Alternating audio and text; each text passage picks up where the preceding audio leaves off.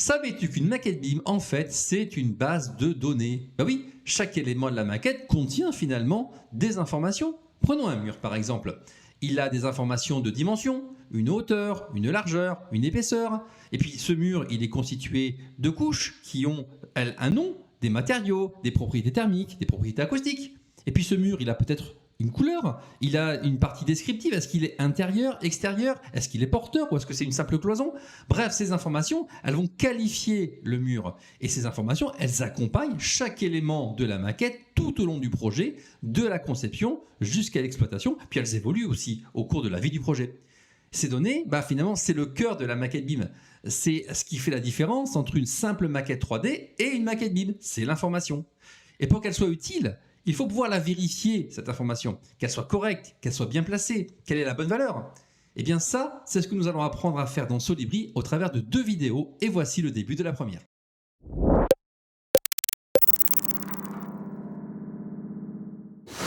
Alors, avant de se lancer à corps perdu dans le contrôle des informations du projet, il est bon de comprendre un petit peu comment ces informations sont organisées dans Solibri. Et oui, parce que lorsque je vais cliquer sur un élément de ma maquette, comme ceci par exemple, eh bien, je vais avoir des informations qui vont apparaître ici dans la palette Info. Donc, c'est une palette qui se retrouve ici dans la vue modèle.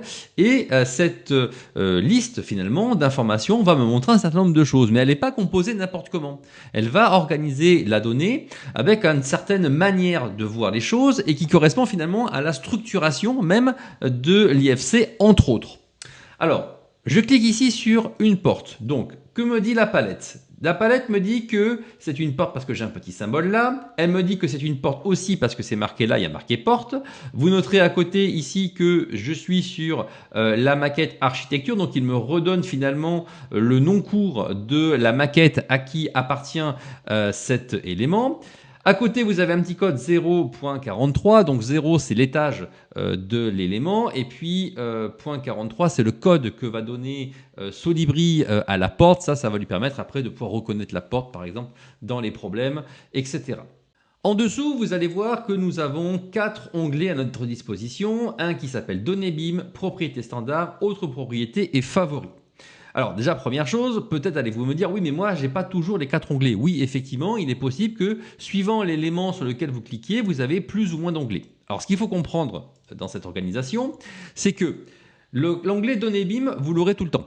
Ça, c'est sûr et certain. L'onglet Favoris, vous l'aurez aussi tout le temps, ça c'est sûr et certain. Par contre, les 2 autres milieux, propriétés standards et autres propriétés, il est possible que vous ne les ayez pas systématiquement suivant l'élément sur lequel vous cliquez. Et ça, c'est pas anormal, c'est prévu dans la norme et je vais vous expliquer pourquoi. Alors, commençons par l'onglet Données BIM. Qu'est-ce qu'on va trouver dans cet onglet? Bien, cet onglet, déjà, il est composé, vous voyez ici, de plusieurs sous-onglets. Alors, dans le premier, identification, on va retrouver des informations qui sont liées directement à la maquette, comme par exemple la discipline de la maquette, le nom de la maquette elle-même, et puis on va avoir des informations ici sur les éléments que j'ai cliqués. Donc ici, je vais avoir le calque, la géométrie, l'application également qui a généré le fichier. Donc ça, ce sont des informations qui viennent directement de la maquette elle-même. Et puis ici, je vais avoir les attributs des composants. Alors les attributs, attention, c'est un mot très important, attribut, parce que c'est un mot, un terme qui vient de la norme IFC, et en fait, ça désigne les informations de base qui sont dans votre maquette. Ces informations-là, vous ne pourrez pas vous en débarrasser, vous les aurez toujours quoi qu'il arrive. Donc ça veut dire que ma maquette, ainsi que les éléments qui la composent, eh bien, ils auront toujours un nom, ils auront toujours un GUID, ils auront toujours une description, un type. Ces informations-là, vous les aurez toujours quoi qu'il arrive. Alors, ces informations, elles peuvent varier, effectivement, suivant l'élément sur lequel vous cliquez. Par exemple, ici, j'ai cliqué sur une porte, mais si je clique sur un mur, on va s'apercevoir que ici, j'ai une information un petit peu plus complète. Là, je vais en avoir une autre, etc., etc. Donc, ces informations, elles peuvent légèrement varier suivant l'élément sur lequel vous cliquez, mais globalement, ce qu'il faut retenir, c'est que vous aurez toujours un nom, vous aurez toujours un GUID, une description, un matériau s'il y en a. Par contre, il est possible que ces informations ne soient pas toujours complétées. Vous voyez ici, par exemple, j'ai des trous parce que la valeur de l'information n'est pas là, mais l'information, elle est bien là. Quitte à être vide, elle est bien là. On va avoir ici des informations de nature sur l'IFC. Donc par exemple, si je reclique sur ma petite porte qui est ici, je vais voir donc que c'est un IFC Dour, on en a parlé tout à l'heure parce que c'est une porte. Et puis je vais avoir le schéma de l'IFC, etc. Voilà, donc des informations génériques et qui seront tout le temps là. Quand vous les cherchez, vous êtes sûr qu'elles seront là. Alors le deuxième onglet ici, c'est emplacement. Donc emplacement, lui, il va nous permettre d'avoir des informations sur la position de l'élément sur lequel j'ai cliqué. Donc toujours ma petite porte qui est ici. Donc là, je vais retrouver par exemple l'étage auquel elle appartient. Donc si je clique sur une fenêtre ici, on voit que l'étage a changé. Et puis ici, je vais avoir les informations relatives à l'élément, sa position haute, sa position basse, ainsi que ses coordonnées X, Y ou Z par rapport à l'origine de la maquette. Ici, je vais avoir problème. Donc, problème, tout simplement, ce sont les problèmes qui ont été relevés par Solibri concernant l'élément en question. En effet, ici, je vois que cette fenêtre est concernée par deux problèmes. Et ces problèmes, en fait, quand je vais cliquer dessus, je vais me retrouver automatiquement dans la partie vérification. Et Solibri va pointer vers la règle qui dit que cette fenêtre est problématique. On y reviendra juste après. C'est justement l'objet de cette vidéo, de trouver ces problèmes dans les informations du projet. Et puis ensuite, on va avoir la partie quantité. Donc ça, ce sont les quantités qui sont récupérées par Solibri lorsqu'il regarde effectivement l'élément en question. Alors attention, ce sont les boîtes englobantes généralement de l'objet en question. Ça veut dire qu'il va nous prendre la totalité de l'objet, y compris par exemple ici le volet roulant ou la tablette. Donc ce n'est pas exactement la dimension de la fenêtre, c'est la dimension de l'objet global avec tout ce qu'il contient.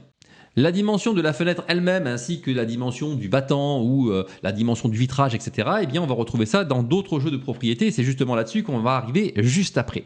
Les relations, tout simplement, c'est tous les liens que notre élément a avec le monde qui l'entoure. Donc si je reprends à nouveau ma petite fenêtre qui est ici, je vais voir que ma fenêtre, elle appartient évidemment à un étage. Je m'aperçois que ma fenêtre, elle appartient à un type. Donc le type, c'est globalement la typologie de fenêtre auquel appartient ma fenêtre qui est ici. Parce que si je clique sur celle-ci, je vais m'apercevoir que c'est exactement la même typologie. Vous voyez, parce que tout simplement, elles viennent de la même bibliothèque, là en l'occurrence, qui vient d'Archicad. L'espace le plus proche, tout simplement, c'est l'espace auquel la fenêtre correspond. Donc l'espace le plus proche, c'est l'espace qui est derrière, parce que là, je suis dans une chambre. Et donc là, on me dit que l'espace le plus proche ici, c'est la chambre qui est ici. Donc si je change effectivement ici et que je vais dans la fenêtre d'à côté, on me dit que là, j'ai deux espaces. J'ai le balcon qui est devant et puis derrière, j'ai le séjour. Remplissage, ça veut dire que effectivement, j'ai un volume de percement qui me permet d'avoir le trou dans le mur auquel appartient donc la fenêtre. Et puis l'étage fédéré, c'est l'étage qui fait référence systématiquement à la maquette architecte, même si je suis sur un élément qui appartient à une autre maquette. Enfin, le dernier onglet de la partie données BIM, lui, il va nous permettre de voir l'ensemble des classifications qui sont en relation avec l'élément sur lequel j'ai cliqué. En effet, si je vais dans Vue et que j'affiche ici classification, j'ai créé deux classifications qui vont me permettre, dans un premier temps ici, d'isoler les différents types d'issues de secours. Donc là, j'ai créé une classification qui permet d'organiser la donnée de manière à ce que je puisse voir mes issues de secours avec ici un code couleur. Donc ça veut dire que n'importe quelle porte sur laquelle je clique, quand je vais dans classification, on me dit est-ce que c'est une issue de secours ou pas. Donc là, je clique sur une porte de cave. Là, ce n'est pas une issue de secours, etc., etc. Donc là, je peux avoir cette information-là. Et là, c'est pareil, j'ai créé une classification qui permet de savoir si un élément est en base ou en option dans le projet. Je vais m'apercevoir, toujours en revenant ici sur ma porte, que c'est une porte qui est ici en base. Donc, elle fait partie du projet de base. C'est pas une option sur le projet. Donc, les classifications, en fait, ça permet d'ajouter des propriétés sur des éléments directement dans Solibri. Et si vous n'êtes pas familier avec cette fonctionnalité, je vous renvoie sur la chaîne Solibri France sur laquelle j'ai fait diverses vidéos sur le sujet. Après, on va arriver dans les propriétés standards IFC. Donc les propriétés standards IFC, ce sont des propriétés qui appartiennent à la norme IFC. Alors la différence entre les propriétés et les attributs, c'est que d'abord les propriétés appartiennent à un P7, c'est-à-dire un ensemble de propriétés, un property set, ensemble de propriétés.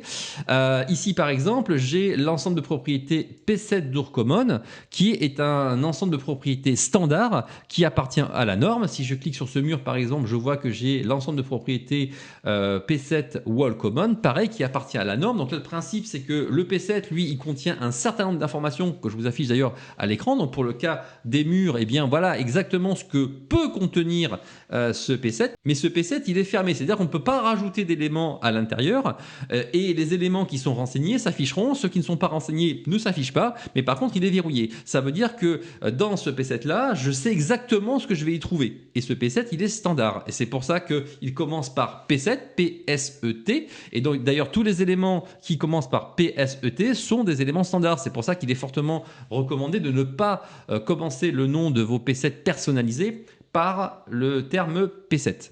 Troisième onglet, eh bien, ce sont les ensembles de propriétés personnalisés, parce que oui, si vous ne trouvez pas votre bonheur dans les ensembles de propriétés qui sont créés par la norme IFC, eh bien, vous pouvez créer les vôtres. Alors, je vous invite quand même à aller vérifier si la donnée ne se trouverait pas quelque part dans un ensemble de propriétés standard, parce que c'est toujours plus facile quand on utilise les ensembles de propriétés standards que quand on crée des personnalisés, parce que personnalisés, ben, entre guillemets, personne ne sait ce qu'il y a dedans, à part vous.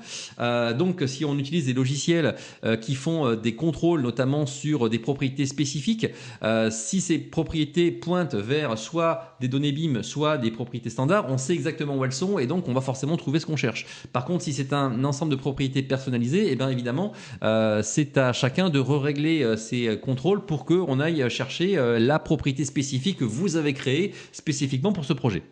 Quoi qu'il en soit, ici par exemple j'ai créé un ensemble de propriétés spécifiques pour ce projet-là qui concerne les murs et donc là j'ai rajouté par exemple le numéro du lot et les articles de CCTP qui les concernent. Si je clique sur la porte, je vais retrouver ces informations ici. Si je clique sur une fenêtre, je vais les retrouver ici, etc., etc. Et puis après, on peut retrouver également d'autres ensembles de propriétés qui sont parfois créés par le logiciel de modélisation. Il y en a un qui est assez spécifique mais qui est comme très utilisé dans les pratiques du BIM, c'est ce qu'on appelle les base quantities, et c'est un ensemble qui va aller chercher des informations beaucoup plus précises sur les différents éléments de votre maquette, donc un ensemble de propriétés qui est quand même assez utile. Donc voilà, à partir de là, vous savez maintenant comment se composent les informations de votre maquette. Les données BIM, elles seront toujours là, ce sont les données standards de base. Les deux ensembles de propriétés qui sont ici, donc celui qui est lié à la norme et celui qui est personnalisé, eh bien, on a le choix de les mettre ou pas. C'est à la discrétion de la personne qui crée la maquette de savoir s'il les met ou pas. La partie favorite qui est ici, elle est complètement interne à Solibri. En fait, elle va vous permettre tout simplement d'aller chercher un certain nombre de propriétés que vous consultez souvent. Par exemple, moi, je veux rapidement voir le nom de mes éléments. Donc je vais créer tout simplement un favori et puis dans les données standards je veux voir rapidement le isExternal et puis dans ces propriétés là je veux voir par exemple rapidement le volume ou la longueur ou ce que je veux. Et donc quand je vais cliquer ici, et bien maintenant je vais avoir ces informations là sur l'ensemble des éléments sur lesquels je vais cliquer. Ce qui est assez pratique d'ailleurs, vous voyez, quand on clique sur des éléments, je me retrouve rapidement avec ces données-là sans avoir à aller chercher dans les différents onglets qui sont ici. Et surtout, j'ai un coup d'œil rapide sur les possibilités de les consulter. On a différents outils d'ailleurs ici qui permettent de créer des dossiers, des sous-dossiers, les enregistrer, etc. Donc c'est un endroit assez intéressant pour stocker vos différentes informations que vous consultez régulièrement. Alors maintenant qu'on a compris un petit peu comment s'organise la donnée dans Solibri, on va aller contrôler cette donnée. Et pour contrôler cette donnée, la première chose qu'on peut faire, la règle de base pour faire ce genre de contrôle, c'est la règle 230. Donc la règle 230, je l'ai chargée ici, je fais un petit clic droit dessus, paramètres de règle, voilà. Et donc c'est une règle assez simple, hein. On va avoir ici un filtre donc qui va nous permettre de déterminer sur quel élément on veut faire un contrôle et ici je vais voir le contrôle en question. Donc commençons, je fais plus, je vais contrôler n'importe quel élément de ma maquette et ici je vais aller m'assurer que chaque élément de ma maquette ici a un nom. Donc je vais dans identification, je vais chercher nom, je fais OK et je fais et défini. Voilà, je lance mon contrôle, hop, voilà, et on me dit déjà que certains éléments n'ont pas de nom. Donc je vais cliquer dessus. Donc là, a priori, ce sont 3 éléments d'ouverture, voilà, ici, et effectivement, ici, je regarde, ils n'ont pas de nom. Donc ça a marché. Alors là, maintenant, je pourrais mener un deuxième contrôle en disant, je vais cette fois-ci chercher les cloisons. Donc, je vais inclure ici des murs. Mais pas n'importe lequel, évidemment, c'est des cloisons. Donc, je vais par exemple me baser sur le nom. Maintenant, je sais que tous les éléments ont un nom. Et ce nom, c'est... Eh bien là, je vais choisir, vous voyez, cloison, par exemple, toutes celles-là. Hop, OK, voilà. Et sur ces cloisons, eh bien, je vais dire que je vais aller vérifier qu'elles ont un nom. Bon, a priori, on sait que oui. Et ensuite, je vais aller vérifier cette fois-ci donc une propriété. Donc, je vais faire plus. Et donc, cette fois-ci, ici, au lieu d'aller chercher donc un attribut dans le premier onglet, rappelez-vous, on va aller chercher ici un ensemble de propriétés, donc l'onglet 2 ou l'onglet 3. Je vais choisir l'ensemble de propriétés que je veux, donc par exemple celui-ci. Je vais choisir par exemple, je ne sais pas, le numéro du lot, parfait. On me dit ici que ça peut être du texte, un nombre, etc. Donc moi, je vais aller dire par exemple que c'est un nombre entier et le numéro du lot, il doit être égal à, et là je vais mettre une valeur, par exemple, on va dire que c'est 5. Je vais lancer mon contrôle, comme ceci, et donc là, si on regarde bien ce qui se passe, eh bien ici j'ai tous les éléments dont la valeur de cette partie-là n'est pas 5. Donc ici, je vais me retrouver avec divers éléments, voilà. Ici, effectivement, si je vais vérifier la propriété, eh bien je vais m'apercevoir que donc dans le P7 personnalisé qui se trouve ici, donc Olympie Data élément, eh bien le numéro du lot est pas 5, c'est 1 ici. En plus, il y a marqué lot devant, donc ça veut dire que c'est une chaîne de texte. Donc c'est même pas bon parce que moi je voulais un numéro. Donc voilà, Solibri me signale tous ces éléments-là, un par un, jusqu'à ce que j'ai tous les éléments qui vont bien. Dans l'exemple qui est ici, on peut voir que là, il n'y a même pas l'ensemble de propriétés. Donc forcément, s'il n'y a pas l'ensemble de propriétés, il n'y a pas la valeur. Donc ici, si on se résume, on a une règle qui va pouvoir aller chercher finalement n'importe quelle information, que ce soit un attribut, n'importe quelle information qui se trouve dans le premier onglet, dans le deuxième ou même dans le troisième. Cette règle, elle est universelle, elle peut aller chercher n'importe quoi. Alors à ce stade, on peut dire très bien, arrêtons la vidéo ici parce que finalement, j'ai tout ce que je veux. Attention!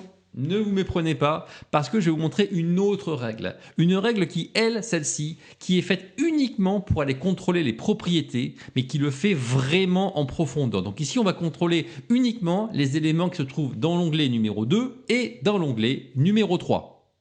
Et voilà, c'est la fin de cette première partie de vidéo. Ce qu'il faut retenir, c'est qu'il existe 3 types de données dans une maquette BIM. Les attributs d'abord, ils sont toujours là, toujours présents. Même si leur valeur est vide, l'attribut, lui, il sera toujours là. Puis ensuite, il y a les P7 standards. Ce sont des groupes de propriétés définis par Building Smart. On choisit de les afficher ou non, mais leur structure est toujours la même. On sait donc où chercher l'information. Et puis après, il y a les P7 personnalisés. Alors là, c'est chacun il fait comme il veut. Chaque projet, chaque entreprise peut créer ses propres propriétés. Elles sont optionnelles et spécifiques à chaque opération. Dans cette vidéo, on a appris à contrôler ces informations avec la règle 230. Dans la partie 2, on va aller plus loin. Je vais vous montrer comment entrer dans le détail du contrôle de propriété et comment injecter en masse des contrôles de propriété à partir d'un fichier Excel. Le lien de la deuxième vidéo est dans la description et je t'attends pour regarder la suite.